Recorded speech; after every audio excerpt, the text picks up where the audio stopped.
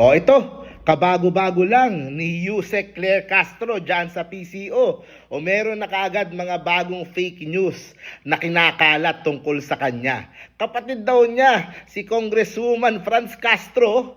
O, mag-react tayo, pag-usapan natin.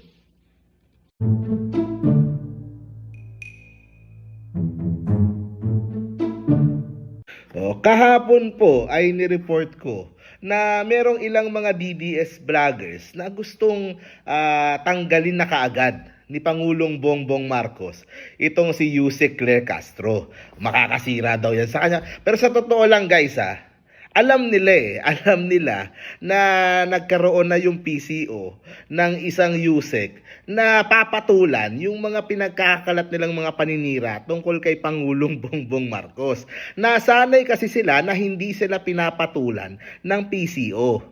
Yun kasi ang namihasa na sobra sila sa paninira, pambababoy, pagmumura, pag-aalipusta kay Pangulong Bongbong Marcos to serve their narrative para magalit yung taong bayan at maiupo nila yung gusto nilang kandidato, 'di ba? Kaya nung nagkaroon ng Yusek, napapatulan sila, 'di ba?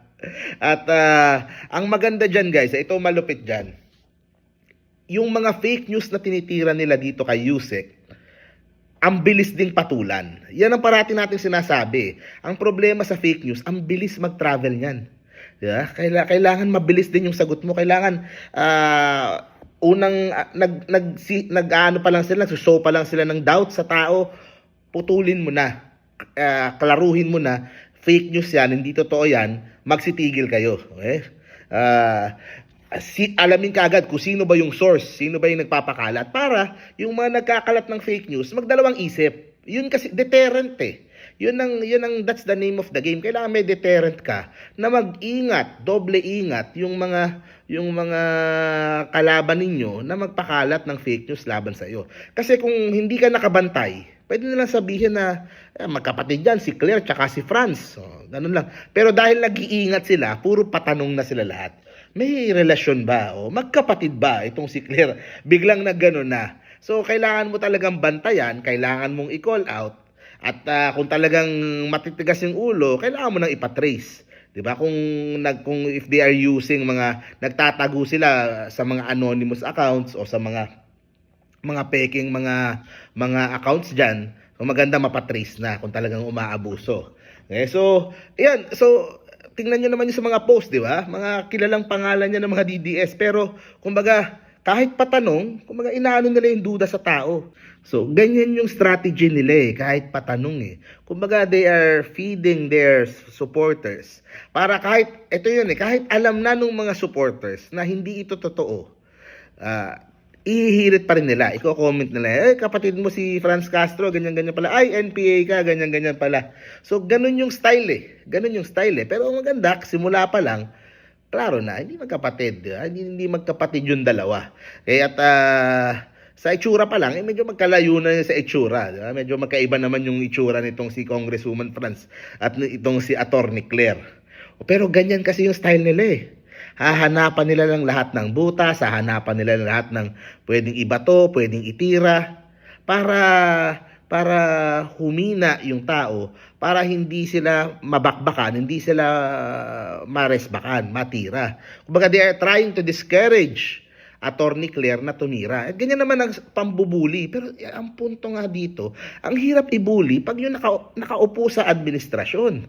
Diba? Kung makaasa sila, parang sila pa rin yung admin pag si Attorney Claire tumira pabalik, pag si Attorney Claire na ang nag-call out sa kanila isa-isa, ang malupit diyan kay Attorney Claire, meron na siyang oras sa Malacanang, ini-interview pa siya ng mga mainstream media, meron pa siyang YouTube sa gabi kung saan malaya siyang sabihin kung ano yung kung pwede niya i-call out isa-isa, lahat nga, sa Lakati Binag, sila Mark Lopez, sila kung gusto niyang i-call out isa-isa, pwede niyang gawin.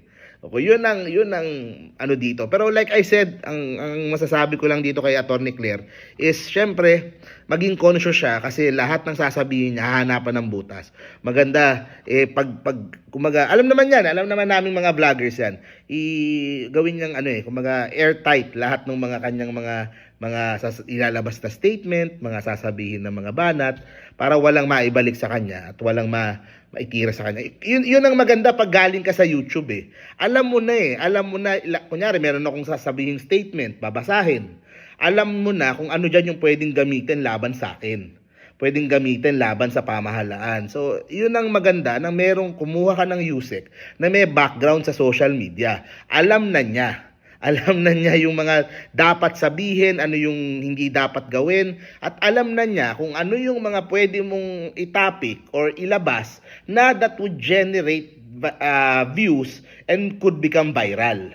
Yun ang hindi maituturo sa isang tao na hindi naman nagko-content na hindi naman vlogger kung what makes something viral.